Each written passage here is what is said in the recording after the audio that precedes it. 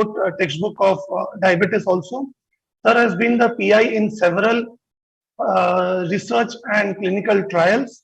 He is also the National EC member of Endocrine Society of India, Secretary Aero Research Chapter, Joint Secretary RSSDI Research Chapter, and has been office bearers of ESI in the past.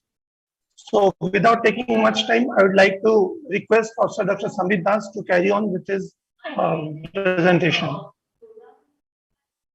Sambit has started his slide sharing. Sambit.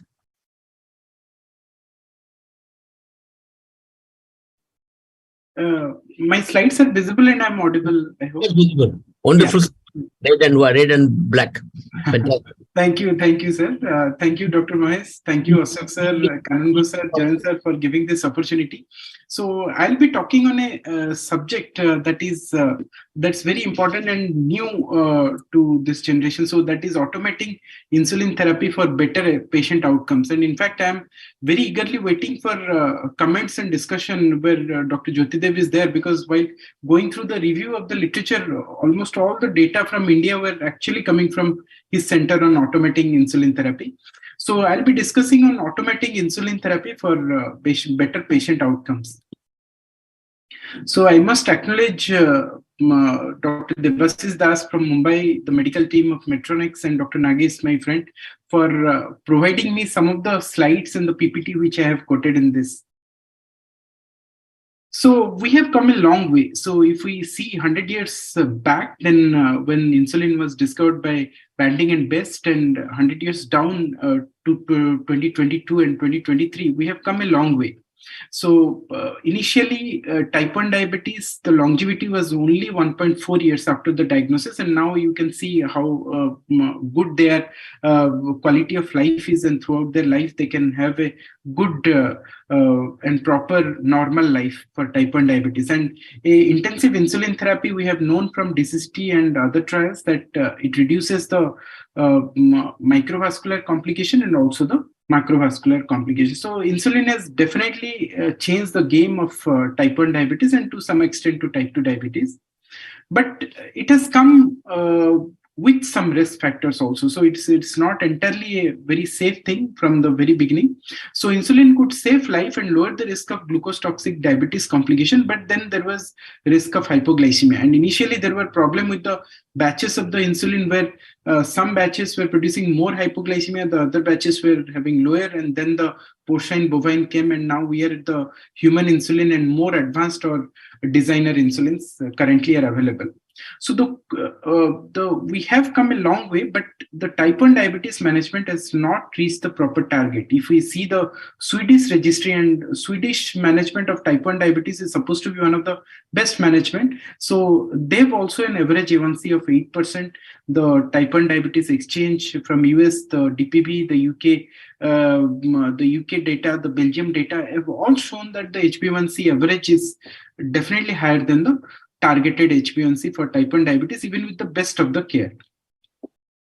So the Holy Grail has the finding for Holy Grail, or the search for Holy Grail, has always been there for a good glycemic control, and a quest has been there for two important points. One is for quest for an ideal insulin, which I am not discussing in this current slide, because insulin also we are searching for more and more advanced insulin. But for what we are discussing today is an ideal insulin delivery. And that too, I am not discussing about the ideal pen devices, which my subsequent speakers will tell. I'll be speaking on how we are doing a more automation of the insulin delivery devices. So the insulin pump, one of the things which gives an automation of the insulin therapy, have also come a long way. So we have the initial manual insulin pumps, and then the sensor augmented pumps, we call it as the VO pump. And the first, there was a threshold suspend. So it was a CGM assisted pump where the blood glucose, once it is down, it will suspend that insulin or the insulin delivery. Then there are predictive suspend. So whenever the blood sugar is going down, that the downturn itself will automatically switch off the pump, and then it will again restart. The first hybrid closed loop was 670G, And the advanced hybrid closed loop, which seeks the newer advanced hybrid loop, is the 670G. So that gives an automated correction bolus, and the target is 100, 110, and 120, and the active insulin time is 2 to 8 hours. So it's a more advanced hybrid closed loop system. And then probably the recent future will find a completely automatic pump that is known as the closed loop device.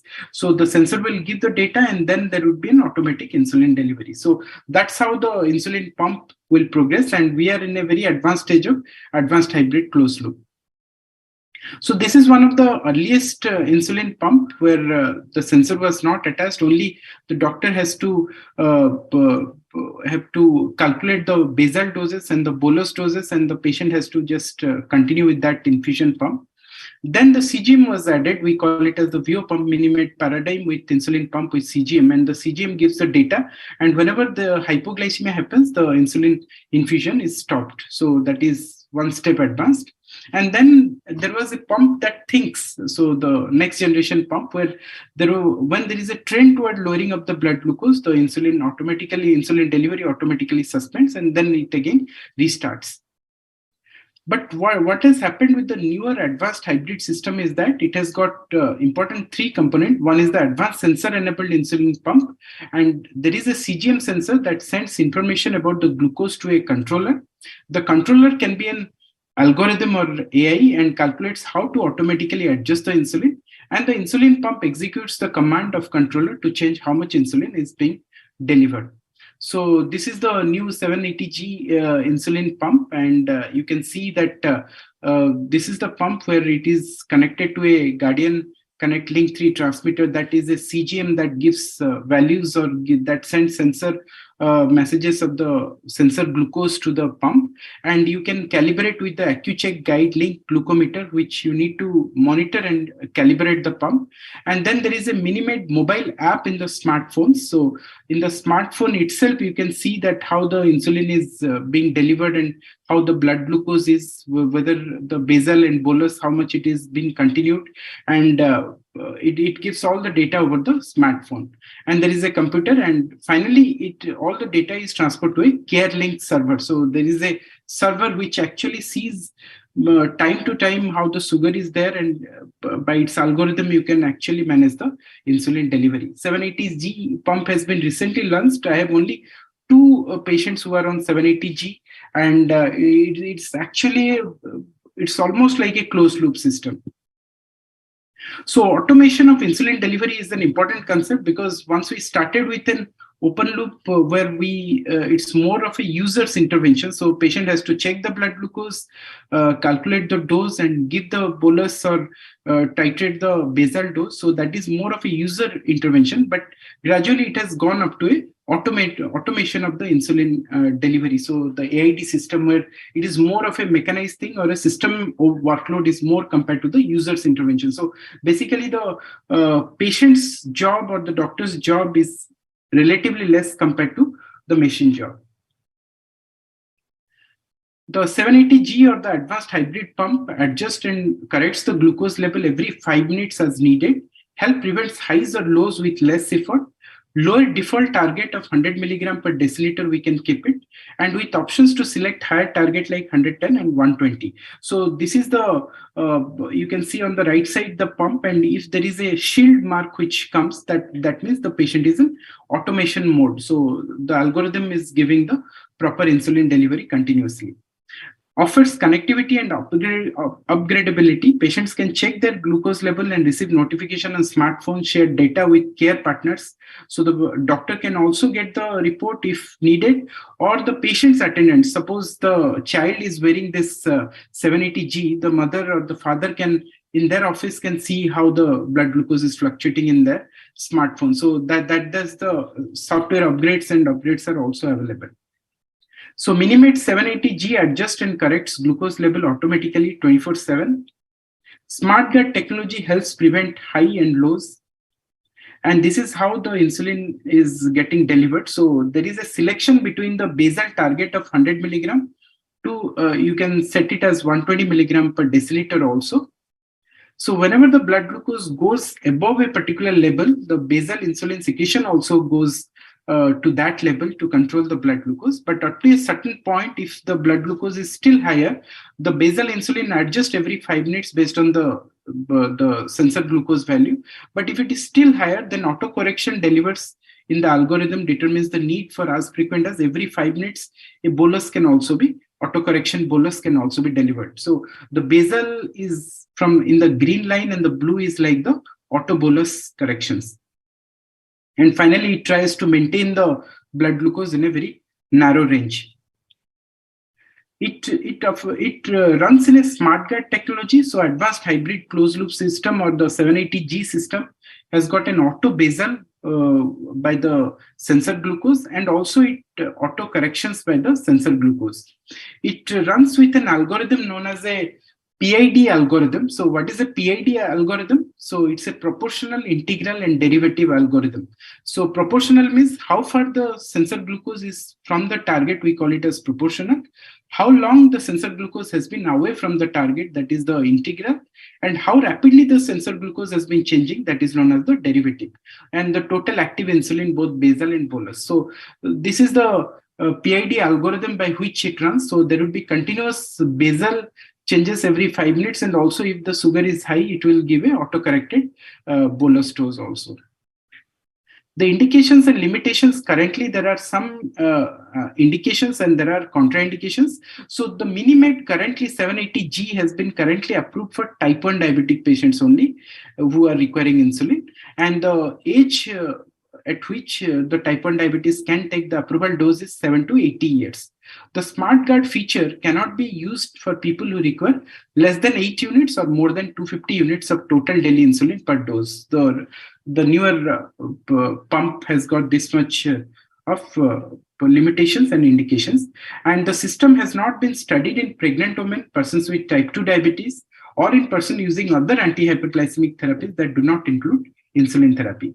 Use of clinical judgment is always recommended in cases where patients cannot read instruction on the pump screen, refuse to routinely check glucose, or are unwilling to announce meals before the eating. So there are some drawbacks. So the physician has to be alert that these are the conditions where the patient may not be correctly taking the pump. So what are the clinical evidences? The real world data, it's from the in silico to pivotal study to real world data, and there are a good number of patients on this type of pump, and in all these trials it has been shown that the time in range has been to the tune of 75 to 77%, and the time below range has been always very low. So that means the hypoglycemia chances are low and the time in range were quite high. These are results as per the country. I think India also, they have gathered a good number of population and in 780G, and they are going to publish that. And the time in range across different countries is to the tune of 75 to 80%. And we know that's quite good, 75 to 80%, and the time below range has been minimized. So these are some of the randomized control trial where transition of people with type 1 diabetes on SMBG and multiple dose insulin, when they were converted to Minimed 780G system and continued for an extended period of 9 months, they found that the time in range has improved by 21.5% in 3 months, and the significant time below range reduction has been there to the tune of 4.4%. So time in range has increased, time below range has been reduced if you are changing from the conventional MDI to the 780G system. There is another study known as the ADAPT study. They have taken type 1 diabetes on MDI for more than 2 years using CGM, and they've changed over to the newer insulin delivery system or the automation of the insulin with the newer hybrid closed loop system of 780G. And what they found was that in the 6 months and continuation period of 6 months, where they've compared the 780G versus the multiple dose insulin with CGM, there was a significant reduction in the HbA1c to the tune of 1.4%, and the hypoglycemia incidences have also come down. So with this much of data, the global recommendation of automation of insulin delivery has been there, and youth and adults with type 1 diabetes to improve glycemic control should use this type of devices. Strongly recommended for people with type 1 diabetes, as their use has been shown to increase improvement in TIR and reduction in the hypoglycemia. This method of insulin delivery is preferred over other modalities. These are some of the not the data, but like the use of this newer devices in India, and probably the first one is by Dr. Mohan and also by Dr. Jyotidev et al. In their center. They've used this as first time in India, and there are some other newer automation of insulin devices like the LibrePro associated with MyLife Ipso pump. And there is also a Omnipod patch, Dexcom, and controller devices, which are not there in India, but it has got some unique features also and can be used in type 2 diabetes and also in kids. There are some active players, and many players are actually planning for closing the loop. And there are different organizations who are coming with the more closing the loop or more automation of the insulin devices. So